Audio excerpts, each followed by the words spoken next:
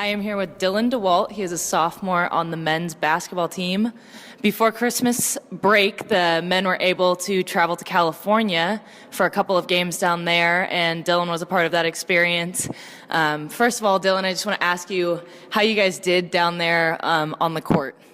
Well, we played really hard and we played well. We ended up losing a couple of games, but it was a really fun experience, and the team got a lot better.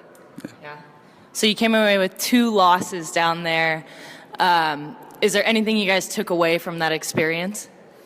Well, I think we learned a lot from our mistakes, and it was kind of a period of growth for us as a team, and I think it's something we can really expand on and learn from.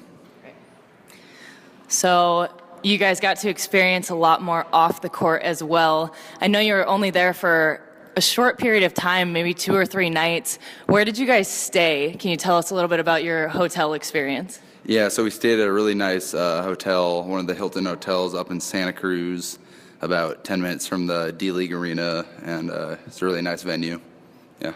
Cool. And you guys were able to go watch the Golden State Warriors. I kind of saw some of the guys' Snapchats. You were on the court before the game.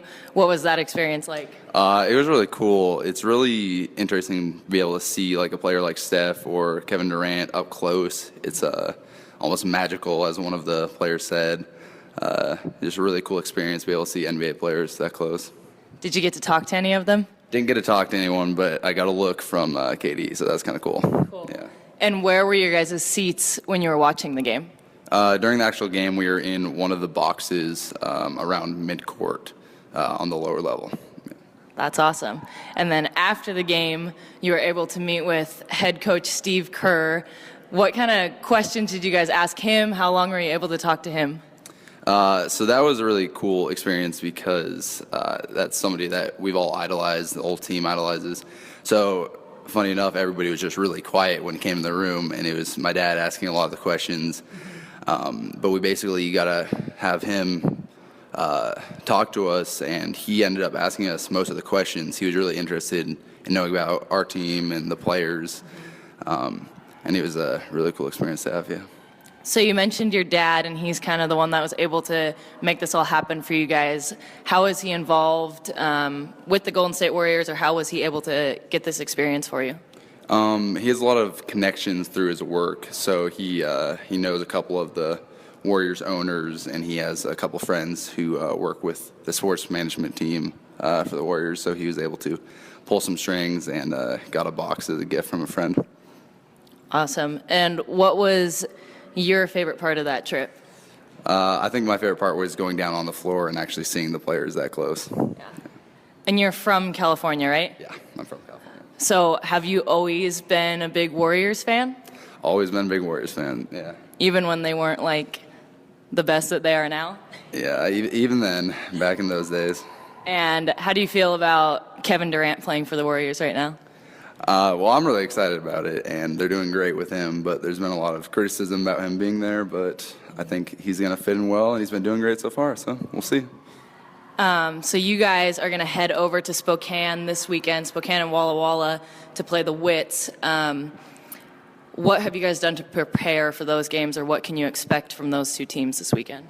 Well, we know it's definitely going to be a challenging weekend, but if we just play like we play, we've changed up our offense a little bit, and if we play like ourselves, I think we can pull out 2 wins.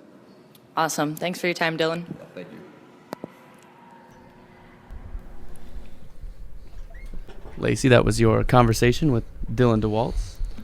You know, if you, for those, I know those of you guys don't know Dylan. Christian knows him a little better because he actually covers. And Lacey, you ride with us, but you never hear him talk because he's so quiet and soft-spoken. I mean, the fact that he agreed to do the interview blew me away. When you told me you were going to get Dylan DeWalt, I was like, wait, Dylan agreed to talk? We were just I was completely blown away. But yeah, Dylan's a great kid, and he's gotten better and better every single year. And you're going to see him probably play more and more as he gets older here and gets into his junior and senior year. But it was a fun trip. So what were your favorite parts of it? What all did you do on that trip? So, I mean, the team got to go to meet the Warriors and do all that stuff, which was a blast. I didn't get to go to the game because since the big move to Texas, I haven't been able to see that part of my family that lives in the Bay Area, so I went and hung out with them.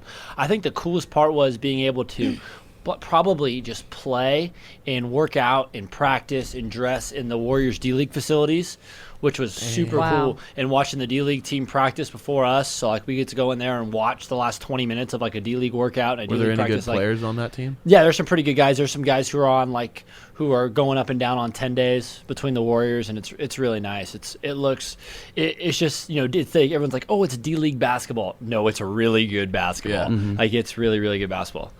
So I was trying to get this out of Dylan a little bit, but I heard you guys stayed in some really nice hotel rooms. Yeah, so Coach Dickerson, Coach Dickerson doesn't go cheap on beds. That's for sure. We sleep in some nice places because, there's two things athletes need. You need nutrition and you need rest. That's it. That's all you need on the road is food and sleep.